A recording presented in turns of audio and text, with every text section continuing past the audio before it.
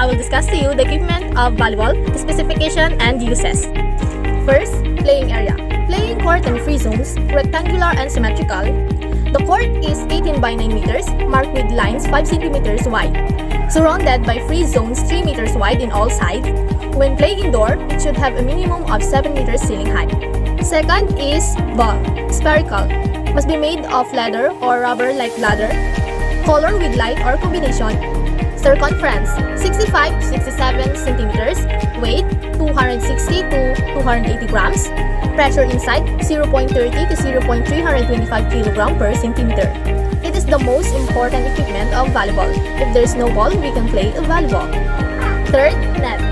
Placed vertically over the center line with a length of 9.5 meters and 1 meters width. Made of 10 centimeters square black mesh. Top is set at height of 2.24 meters for women and 2.43 meters for men. Uses of net in volleyball is to prevent collision, boost agility, enhance muscular flexibility, and volleyball safety regulation. Fourth, post. Supporting the net place at a distance of 0.5 to 1 meters outside the sideline. 2.55 meters high that can be adjusted. Side bands. It's fastened vertically to the net and placed directly above to each sideline, 5 cm wide and 1 meter long. Antenna. A flexible rod, 1.18 meter long and 10 mm in diameter, marked with red and white stripes made of fiberglass or similar material. Scoreboard and score sheets. Games are played until a team hits 25 points and at least has a 2-point lead to win the set. Most games have 5 sets. So to win, must have won 3 out 5 sets. The last sets up to 15 points and a team must have a 2-point lead to win the set. Referee stand.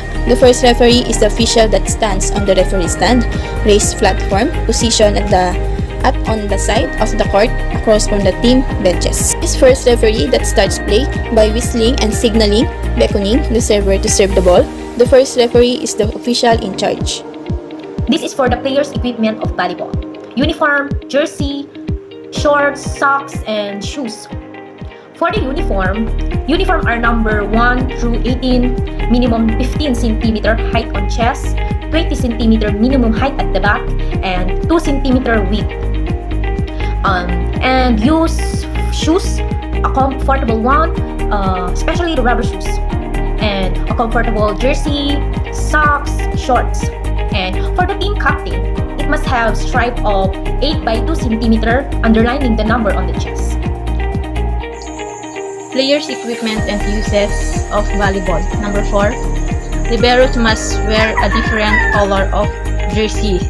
Number 5. Referee may authorize 1 or more players to play barefoot. Good day, ma'am. I'm Kenneth Malyari from ABI Consulting. Official court measure. So the volleyball court has a rectangular shape and has to measure 18 meters long and 9 meters wide. So the area outside the court is called the free zone. And this zone must have at least 3 or 5 meters in all directions. Court line. These lines are defined the areas during a game of volleyball, serving as a boundaries. Outer line. This is the line that circles the whole court and marks the limits of where the ball is at stake. Central line. The court is divided into 2 halves, being cut in the length by the center line. In this way, it is possible to define which part of the field belong to A or B. Also serve as a guide to align the network. Attack line. There is a line parallel to the center line, but the distance to 3 meters for each half. It is called the define of attack and serves to separate the area of attack from that of defense. Technical restrictions. So there are also 2 areas already of the court that serve to the limit, the area in which the coach of each team can stand. Game areas. The court is divided by the several areas and each has its purpose of function. Free zone. It is a zone that is outside the court and allows players to try to get the ball even when they are playing, as long as they did not touch the ground. That is free zone. Attack zone and front zone. This zone is between the net and the line of attack, and is which in are the 3 attackers player. They can block the opponent ball or send the ball to the other half of the field. That is attack zone and front zone. Different zone or back zone.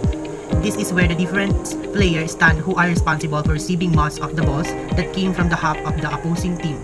That is defense zone or back zone. Attacking area. The serve zone is that which is at the bottom of each side of the court and which is player must make their serve. That is sucking area. Ball net. It is the net that divides the court into two halves in conjunction with the center. The height of the net varies according to the age and sex of the players. For adult players, in female the height is 2.24 meters and in the male is 2.43 meters. That is volleyball net. Antennas. There are also two antennas, one of each end of the net, which is essentially two sticks with about 0.80 meters high up the net. There is to define the area of the game. This means that to return the ball to the other half of the court is valid. The ball must pass over the net and between the antennas without touching the antenna. I will discuss to you the parts and the uses of the playing area.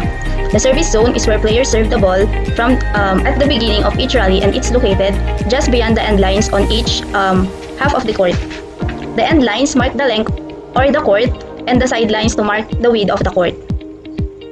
On an indoor volleyball court, the sidelines and the service lines are painted to outline the internal area and the boundaries where the ball should be played. There's an attack line on each side of the court, and it's located 3 meters or approximately 10 feet from the net on either side. The center line separates one volleyball team's court from the other. The center line measures 2 inches wide and goes from sideline to sideline, which divides the two playing courts into two 29-foot 6-inch halves where the teams play one on one side and the opposing team on the other. Substitution zone is an area between the attack lines and the center lines along the sideline where substitutes remain to enter into the game. The front zone can be considered as the attack zone.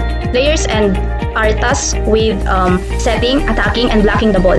The front zone is the attacking zone of the court, where players in the front zone attack a ball his or her hand may cross the net without fearing fault. The back zone, also called as the defense zone. This is where the defensive players stand, who are responsible for receiving most of the balls that come from the half of the opposing team. The free zone.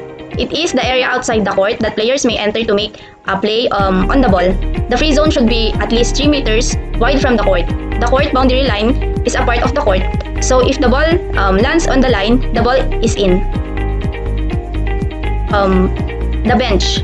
The benches where teams are located beside the scorer's table outside the free zone. Only the team composition members are permitted to sit on the bench during the match and to participate in the official warm-up session. The warm-up area.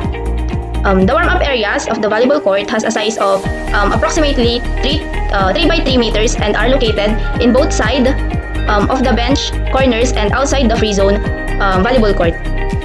Last is the committee area. The growth and development of sitting volleyball took a giant leap following the decision by the World Para-Volley Board of Directors.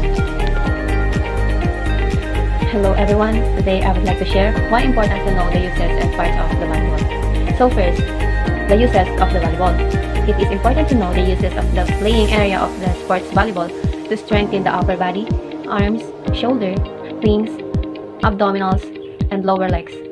And in addition, volleyball improves hand-eye coordination, reflexes, and balance. And lastly, volleyball teaches teamwork and communication, and it is great social activity. And in parts of playing volleyball, it is important to know the parts of playing area of the sports volleyball to play accurately. Because if you don't know the parts of the volleyball, you don't know where you played, you don't know how to warm up, and you don't know the flow of the sport. So, it is important to know the uses and parts of volleyball to play accurately in sports volleyball. And that's all. Thank you.